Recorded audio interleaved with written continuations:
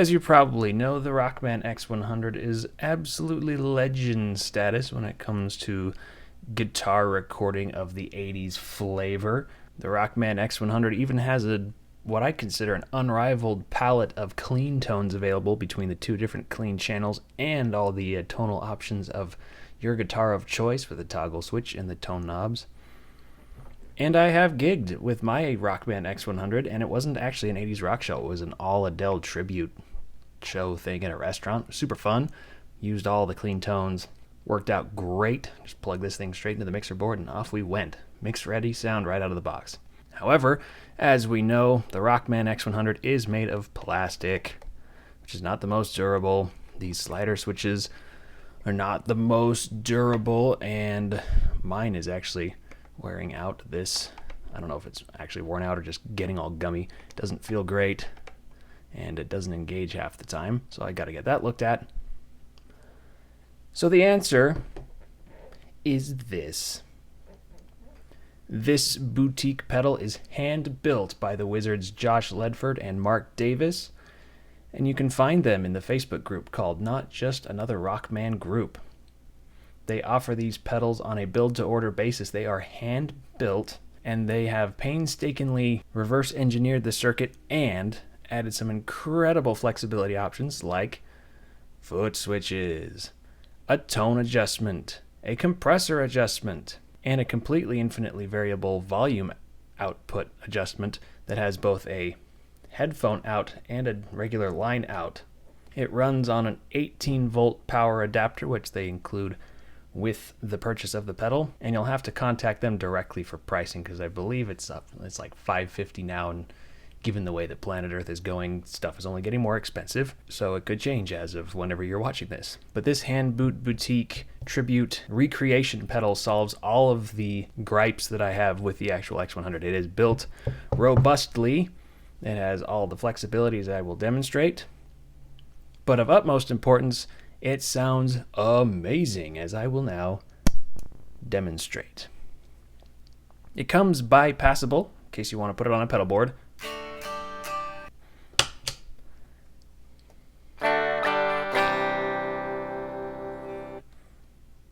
And as you can hear, unlike the X100 itself, you have the ability to completely disable the effects.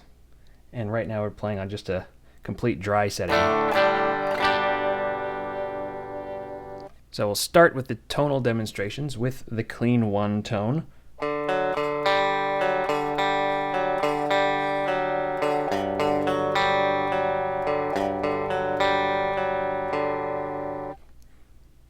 I'm using my trusty Agile AL 3200 MCC with DiMarzio transition pickups, and I just slapped some fresh Elixir NanoWeb 942 strings on it. I highly endorse those strings for whatever that's worth. They're not paying me, I just like them a lot. Let's add some chorus.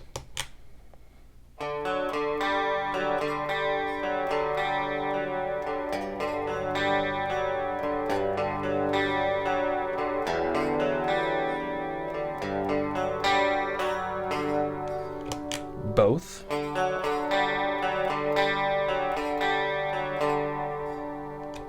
Just the echo.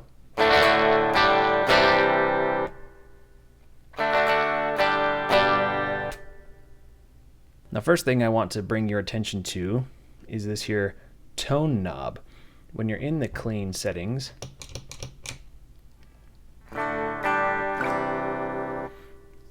it basically is just a gain knob.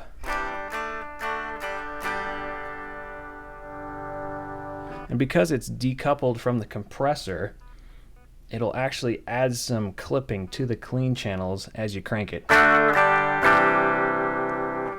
you're not hearing my interface clip, that is just the pedal itself. The clipping in the clean 2 isn't obviously that great because it's not emulating an amp. Yeah, it's kind of a nasty clip tone, so just keep the tone down.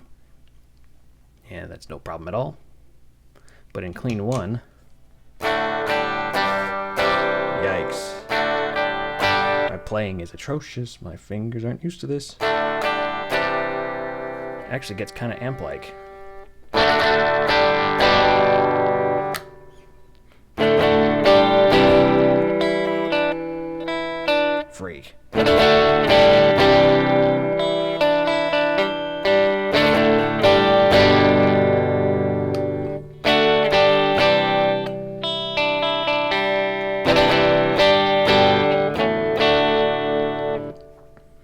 if you want to clean with just a tiny bit of hair on it, absolutely perfect. Just turn up your tone knob, leave it in clean 1 for best results. Now I want to talk about the compressor, because you can't really actually hear what it does. There's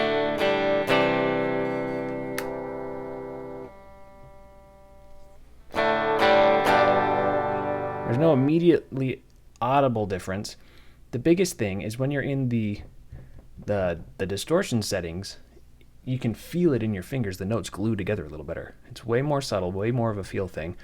So I'll mess with that in a little bit. But let's go over to the bread and butter sound.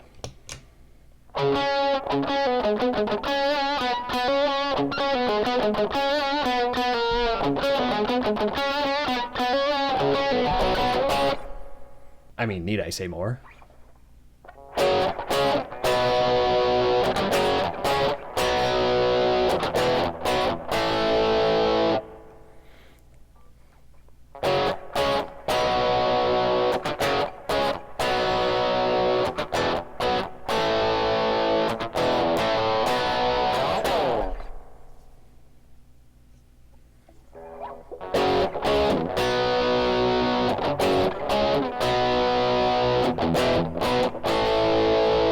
Here it kind of like fattens up when you crank the tone. Now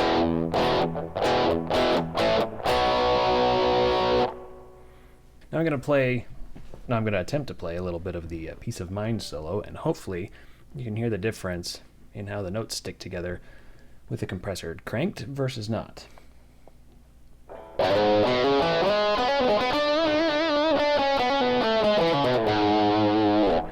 So those hammer-ons right at the end.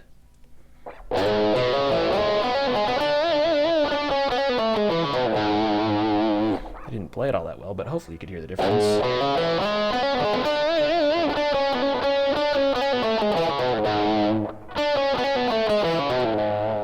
Yikes. It really is more of a tactile thing than a audible thing, which I actually really like. Sometimes compressors can get way overbearing and then smash all the life out of your tone, but this adds just enough glue to the notes to make your solos and lead parts much smoother. Go over to the edge setting.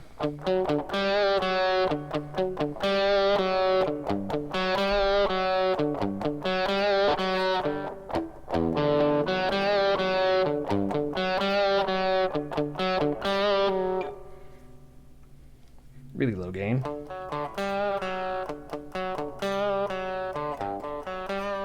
Clean with basically just a hair of drive.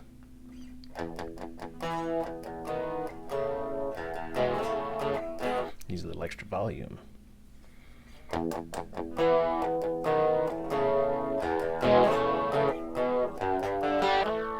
Yeah, my hands don't remember that one, so I'm just going to stop. Crank the tone all the way up.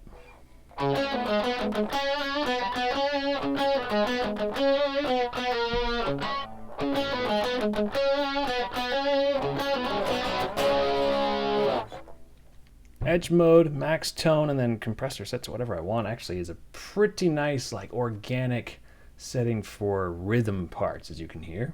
And then when it comes to the settings on these things, these white lines indicate where the stock X100's values are. One thing I did notice is the pot is rotated just a little clockwise, so that the actual setting on the pot is just slightly off relative to the line, and I just need to open it up and turn it a little bit and fix that up.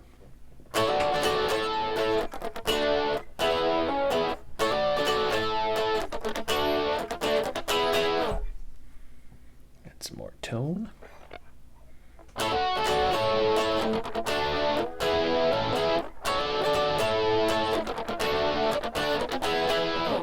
I would absolutely use edge for rhythm and dist for lead.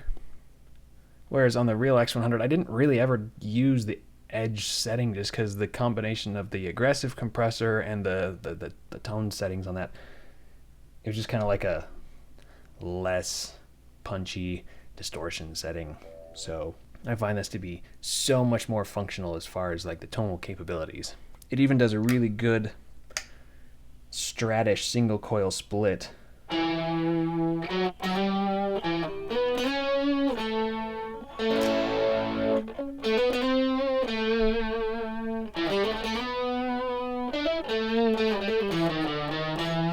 Butcher some Nick Johnston there. That's pretty cool. If I had a real Strat, this would sound incredible. The other excellent quality of life addition is this reset to clean one switch, which does exactly as advertised. So if you're in a gig, oops.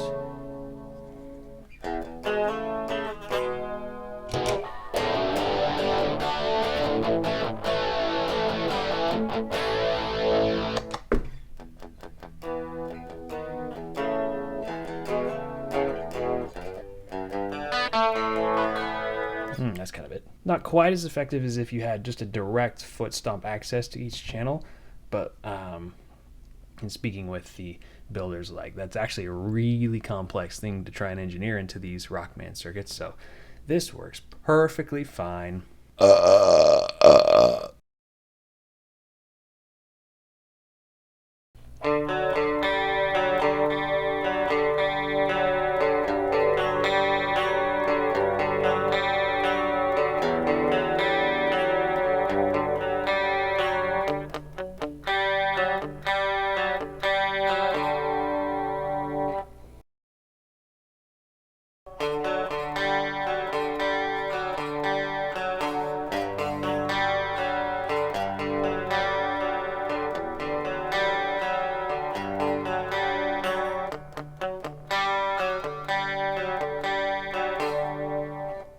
The pedal actually has a little more of a hi-fi sound to it. I really like that. Probably just a difference in the output EQ. But when I demo the distortion settings back to back here, you'll really hear what I'm talking about.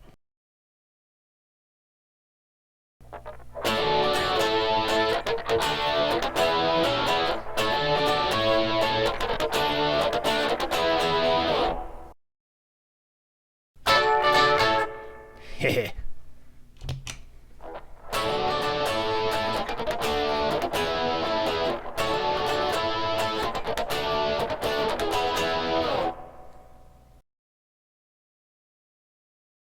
See if I can get a back-to-back of the two devices in the comparable stock settings.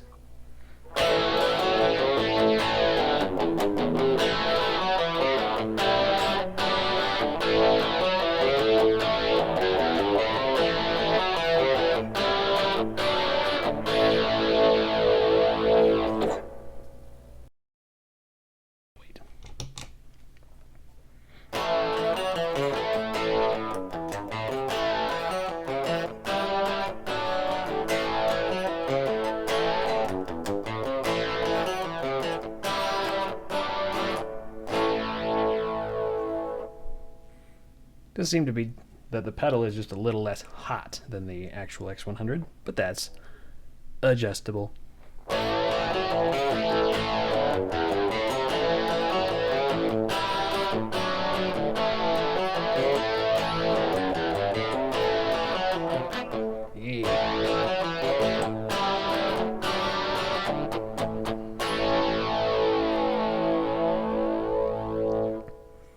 And since it's so adjustable and effect disableable,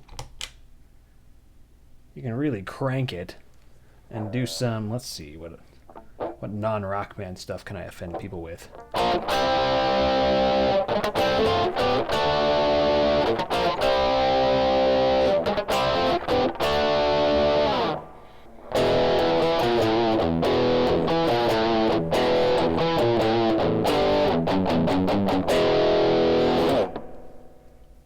If anyone knows this one, I'll be really impressed.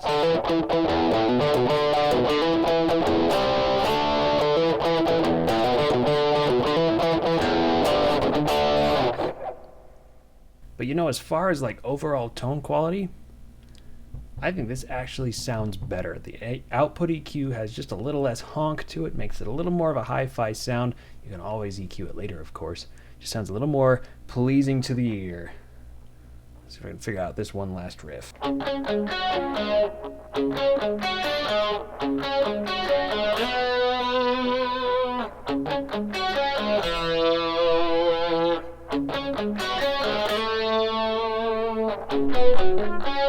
freak.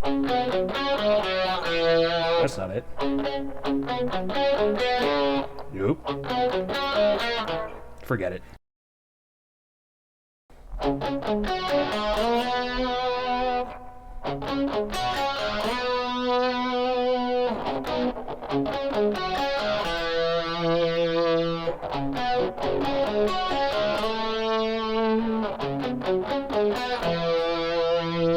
Oh, there we go.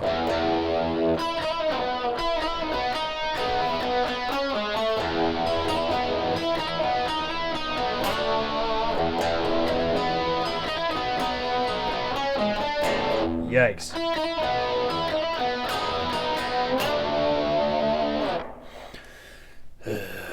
Don't tell Steve Clark I haven't practiced in months.